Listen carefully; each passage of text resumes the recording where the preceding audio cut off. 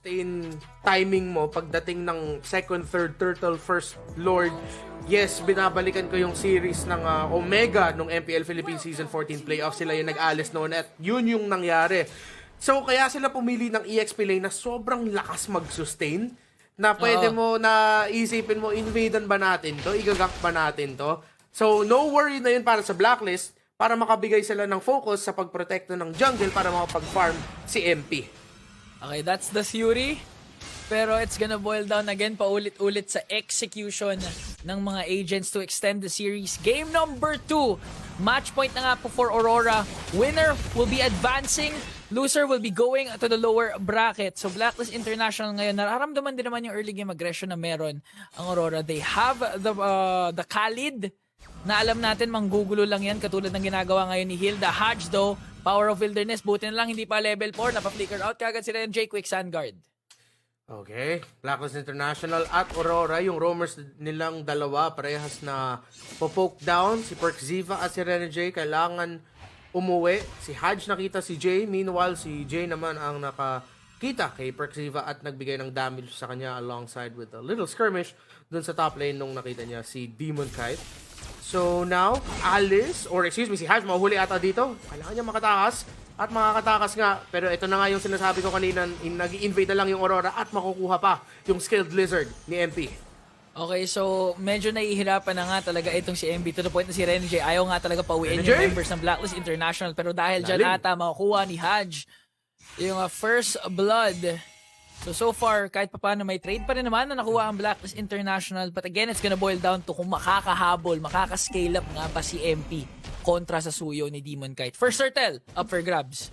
Okay. Inumpisa na ni MP yung first turtle ng laban. At Aurora, mukhang makaka-contest sila. Tignan natin kung makakalapit pa dito si Demon Kite. Okay, MP quite low. Pinupuruhan ni Ren J. Guiding Wind out. Saved by Perk Ziva.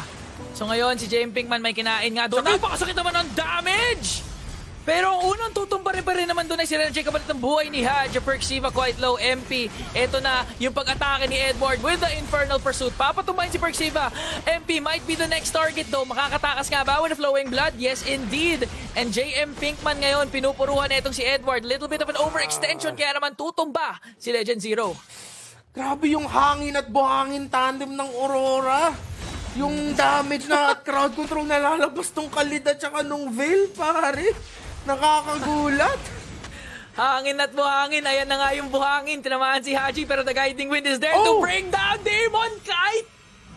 Ito na yung aggression na meron pag si Perk Ziva may hawak na magandang hero, the Matilda working wonders for Blacklist. Grabe, trade ng dalawa at masaya ang MLBB fans sa mga nakikita natin ngayon. Aksyon na aksyon. Gets nilang dalawa yung mga capability nila na mag-trade, mag-invade at kumuha at sinubukan ni Edward na i-delay yung take pero siya ang mahuli at nakuha ng Blacklist International yung kill doon. JM Pinkman siniguradong hindi makakatakas si Edward. Kinain ng buhay. Tapos pinaligiran ng 4 na members ng Blacklist International securing a kill. So far, it's looking good for the agents. 1.5k gold lead. At gumagana nga yung sinasabi mo, get a sustain XP para hindi sila mahirapan, mag-double think sila if mag-invade sila. Pero teka lang, Doming Kite quite low here. Napatumba nga si Doming Kite pero kapalit naman ang buhay niya outplayed. Ren J is gonna get the kill at makakatakas pa nga.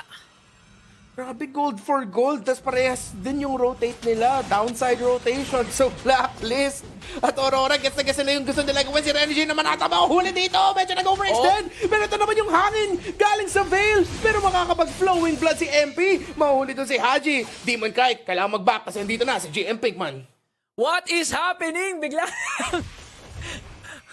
Oh my goodness, sobrang intense ng ating game number 2. Non-stop MLBB action ang ating nakikita ngayon. Parehong kupunan, parating may sagot. At ngayon, ang sagot ata ng Blacklist International ay mag-rotate doon sa baba. Mamataan ba kaya nila kung nasaan si Demon Kite ngayon? Pumasok na with the Daytona Spellcom pero nakapag-dash out pa rin. Here comes Outplayed! Nakapag-Summon Force in, forcing Doming Kite sa ultimate pero nahabol pa rin ni Perk Ziva and ni Haji. Tutumban na naman si Doming Kite. At mas zone out dito yung Aurora, hindi nila madedepensahan yung Torres sa baba. Katulad ng ginawa ni Edward sa game number 1. Ngayon, si JM Pinkman naman ang nag-iwan sa EXP lane para makapag-aggressive full rotation dun sa baba para matulungan si Harith at dun nandun naman siya. Babalik sa lane niya kasama si MP para susubukan nila. Hulihin si Edward. Flicker out para makatakas. Buti na lang wala pang kain doon si Rene JM J. Pinkman, pero sabi ni Rene J, eto na yung buhangin! Oh! Tsaka hangin combination! DK! Pumasok na Oh! rin! Oh! Huli si JM Pinkman. At sa kabilang dako, gumagawa ng play ang Blacklist International dito, outplayed, given a lot of space sa bottom lane para makapag-push. Hatch defending the mid lane turret. Ma-outsustain naman niya yung damage ng Aurora at may clear pa niya yung mga minions. Grabe yung nagiging action natin ngayon. A trade for a trade. Pero pag-usapang late game, huwag natin kakalimutan. Doming kahit mga Claude din naman. So Blacklist International, may internal timers na kailangan nila matapos to kaagad. Pero nag-scale up din naman si MP. So ngayon, second turtle up for grabs. Kanina na-secure to ni MP the King. Tingnan natin, medyo deliksata kung mag-full commit sila dito. Full size din naman at full stacks. Hodge. Para ngayon, Hodge sa likod. Mababa yung health niya. Sinusubukan niya kunin yung atensyon ng mga miyembro ng Aurora. Blacklist. Sinasayaw pa rin nila yung turtle na to. Okay. It's gonna be a 4-on-5 though dahil iniwan na naman ni JM Pinkman yung kanyang lane doon sa taas. Giving Doming Kite space to push out and take down a turret doon sa taas. So makaka-trade na naman ang Aurora with a cross-map play.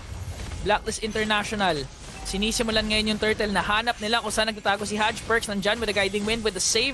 Blacklist International, mukhang sila na naman na magsisecure ng second turtle. Pero Doming Kite, parang gumagawa ng play. Kukunin natin yung orange buff pero binitawan na lamang niya dahil alam niyang mabilis mag-rotate yung Blacklist. Oo, delikado kung sinubukan pa niya kunin yung orange buff na yon. And Blacklist International, nileverage nila yung pagpunta ni Doming kahit doon sa top lane. Nakita nila, sandali, may konting espasyo tayo gumawa ng maliit na push sa mid lane para makapag-react sila Yue at Rene J. At nung nakita na ng Aurora na medyo delikado na yung pwesto ng mid lane minion wave, binitawan nila yung control sa turtle, tapos binigay na lang nila sa Blacklist International. Papunta ng tank build Alice, or tingnan natin kung yung third item niya mag-hybrid kasi nag-Clock of Destiny at papunta ng Dominance Ice. Nakuha na nga ni MP yung second item niya. May 1k gold lead para kay Outplayed. Kakabuo lang din naman ng Feather of Heaven. Nakakapag-push pa doon sa taas. Blacklist International, kung anong binilis ng Aurora nung game number 1. Tinatry nilang labanan Parang gusto nila, lane 11:37 nyo kami Sige, tatry naming tapatan. 2.3k gold lead para sa mga agents. May sagot din naman ng Aurora doon sa baba. Nakuha sila ng bottom lane turret. So, macro ngayon ang pinapaglabanan ng dalawa. Ng mga macro ngayon ang Blacklist International dahil sa pagbagsak ng Torre sa top lane. The second tower is down para sa Aurora. Meanwhile, JM Pinkman, na-force out yung mga reaction nila. Papasok na rin sila. Yue! Sumabog yung hangin ng Aurora at wala na ang veil. Wala na rin ang buhangin. Blacklist International biglaan lumaban. Si Edward sinusubukan niya i-sustain pero double kill para kay MP. Inahabol rin nila si Demon Kite pero kailangan niya mag-out. Invade sa purple buff. Tatlo ang nawala. Blacklist lamang. Grabe yung circling eagle doon ni Perkziva. Nag-attempt si Demon Kite na mag-try i-force out yung red tree neto ni MP doon sa purple buff niya. Nung nag-circling eagle, akala mo i-commit kay Demon Kite, pero sumegway si Perks Sinegway niya kay Rene J, kaya ang bilis nilang na-burst down si Rene J kasama ni MP. At ngayon, Blacklist International, 4,000 ang kanilang kalamangan. Full control over this lord. Tignan natin kung makakasunod na ba yung Aurora. Pumasok si Rene J with a Raging Sandstorm. Pero si Outplay naglawawala din naman with the Zaman Force. Unang tutumba ay si Yue. Sunod na nga ata dito ay si J. MP sinisiguradong hindi makalapit ang Aurora. Blacklist International, mukha bang may namatay? Wala! 5 agents are ready to take the lord. Pagkatapos nung nangyari sa game number 1, mukhang gising na ngayon ang Blacklist International. Mas nakakaikot na komportable, mas nakakalaban na maayos sa comfort level na gusto nila. At Blacklist, mataas na ang lead nila sa game number 2. Mukhang gusto talaga nila mag-force ng game number 3. Literal na kung ito yung itsura ng game 1. Magkabaliktad lang yung team. Demon Kite, kanina yun yung ginagawa ni MP. Nag-try gumawa ng cross-map play. Kaya naman nakahabulin siya ngayon ng 4 members of Blacklist International. Mukhang masasandwich siya dito ni MP. Makakatapos nga pa dito si Demon Kite. Makakadash out ba? Sever, pero hindi enough. Last effort para makadish out ng damage, and Blacklist International secures the kill. Sinabi sa kanya, in 200 meters, turn left. Pero dumiretso si Demon Knight at nahuli. Napunta siya sa maling barangay. Blacklist International. Mukhang itutuloy na nila yung push na ito. Pagdating ng mga minion waves. At yung Lord, kasi nasa taas. Level 1 Lord pa naman na ito. Aurora, as long as mag-respawn na si Demon Knight, maging 5-man full sila, makakadepensa pa rin naman sila. Mukhang maliligtas din naman nila yung mga inhibitor turrets, pero with the current aggression na pinapakita ng Blacklist International ngayon, even outplay just secured this Holy Crystal. Mukhang kaya nila makapitas ng isang inhibitor turret. Pinapasok na ng Blacklist International ng mid lane. May minion sila. Even wala pa yung Lord. Ginagawa na nila Dominkay doing his best to clear. Pero teka lang! Nakupo, ang ganda ng response zone ni Aurora. Infernal Pursuit to bring down JM Pinkman. Kapalit naman ng buhay ni Legend Zero. MP is gonna pick up a kill. Aurora making quick work of the Lord. Hatch quite low here. At tutumba sa kamay ni Renegade. That's two agents. Stop! Pumasok si Doming with a blazing duet. Pero makakatakas naman ng Blacklist International. BMI out kaagad. Pero si Demon Knight mukhang naiipit dito. Outplayed, pumasok na naman. Demon Knight tutumba sa kamay ni MP. Demon Knight masyado malalim doon. Wala nang ultimate si Vale kasi nagamit nila sa pag-umisan ng sequence. Ayun si Outplay natama. Huli dito pero sa ilalim ng Zaman Force sumasayaw. Kahit nasa harap ng Tore. At Blacklist International magbaback out. Napakaraming pang-out. Pang-in, pang-out ng Blacklist International with the Matilda pick ni Perks. Just looking at the KDA, 3-1-12 for Perk Ziva. Items dominated talaga by Blacklist International. Again, outplayed. Kaka-pick up lang ng Holy Crystal. Alice mukhang so far nagka-tank build. Oracle tsaka Dominance Ice into a Winter Crown as well para maka-entry at make sure na hindi siya mamamatay. 5,000 difference. War Axe pa lang ang yung full build path ngayon ni Demon Knight. On the way to the third item, is International. Invade pa rin. Ayaw talaga nila bigyan ng resources si Demon Knight at natulak ng Barats. Ayaw talaga nila ibigay yung purple buff para kay DK. Ang hirap. Parang ang kunat na nga ng katapat mo. Hilda, Barats, Alice. Tapos, yung mga moments na pwede mo na silang mapitas, guiding wind lang ni Perksiva. Nakatakas na kaagad yung mga agents. So ngayon, kailangan on point talaga yung pwedeng maging setup ni Renegade at ni Vale, yung hangin-buhangin combination na sinasabi mo nga kinakailangan maka-burst down kaagad ng members of the agents. Dahil kung hindi, madaling makakapag-lord ang Blacklist International dito. Renegade nag-conceal. Mukhang susugod pa rin ang Aurora. Pumasok din naman doon si Dominkite, working on Haji. MP, nandito na nga JM Pinkman, nag-flicker in at unang tutumba si Dominkite. Outplayed na kapag Zaman Force, going for the backline. Mukhang si Renegade ang susunod.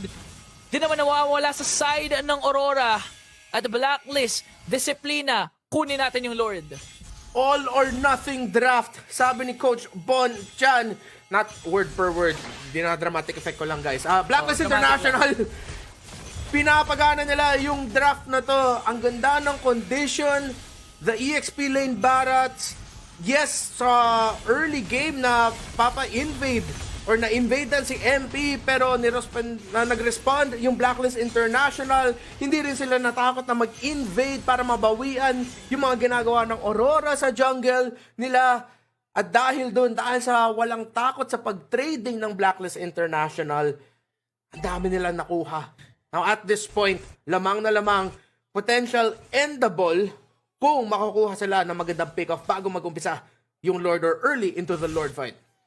Kills ng Blacklist nung game 1, 7. 7 lang. Natapos. Aurora, may 7 kills na yun. So, talagang katulad ng game number 1 yung nagiging kinakalabasan ng game number 2. Lord, marching in the middle lane. Tignan natin kung sinong una makakaseta. Perksiva pumasok na with the flicker! Oh! Okay, Nat, makakakuha na ng isang Dominkite. Wala nang good leader dito para sa Aurora. Nung wala na yung main damage source nila, pero kaya pa ata nila lumaban. Si Edward, sinusubukan niya, pero mahuhuli siya ni Outplayed. Lamang na lamang ang Blacklist International is 21-7. Kanina, 22-7 yung score. Marareplicate ba nila? Pinafocus nila yung mga hero muna. At ngayon, focus sa Tore. Labanin at tapusin. 22-7. Absolute cinema. Game 3. Game 3 para sa unang serye. Literal na pareho ang naging resulta ng Game 1 and Game 2. Blacklist ngayon ang nanalo with a 722 kill scoreboard, Renmar. You cannot make this up. Pareho. Grabe! Unang serye pa lang, Game 3 kagad. At yung scoreline ng Game 1 at Game 2. Kitang-kita mo talaga yung familiarity nila, gaano nila kilala ang isa't isa. Oh my goodness, guys. Scripted. Scripted. Scripted to. Scripted to, promise. Yeah. Hey, professional MLBB isn't fake. It's scripted. Joke lang guys, joke lang. Pero grabe. What a game, what a series. Wow. Oh. Whew. Renmar, be careful what you wish for. You wished for Game 3. You got Yes, sir. Game 3. Yes, sir. Ang hope ko na lang ngayon, mag-Game 3 yung next series para naman mapapagod din yung mga Indonesian teams kasi mukhang napagod din yung BH teams. Hindi, di ba? Nasabi nila, hindi to pagod para sa BH teams. Ano to? Pampainit ng daliri to eh. Ito yung Oh pampainit my gosh. ng makina eh, para mas matuloy-tuloy pa. Ito yung mas gusto natin dito sa Pinas, kaya tayo 5-time world champs. MP, pero MVP, 9 kills. Tapos nakita niyo yung build doon, goes for the medyo hybrid setup kasi pero yung mga nakuha niya kasi na sustain items and utility items, yung Ice Queen 1 at saka yung Oracle, nagbibigay ng magandang benefit sa kanya while dishing out, of course, Ice Queen 1 with the slows, and for the Oracle, yung cooldown reduction, tas mas magandang heal na nakukuha niya, plus mas magandang shield na nakukuha niya galing sa Mathilda. Good itemization galing kay MP. sure ako may lalabas dyan na Spider-Man meme mamaya. Para sa Aurora at Sana. Blacklist. Sino kaya mauna? Yung editor ni Coach Dexter o editor ni MP? Tadya ko si Dexter, ang bilis mag-post nun ni Dexter. Sino pa una talaga sa pag-post nun? Ito lang, again, katulad ng Game 1, ginutom ni Demon Kite si MP. Ngayon si MP naman ang gumutom kay Demon Kite. Kahit nakasuyo, hindi niya binigyan na madaling time. Well-deserved the MVP.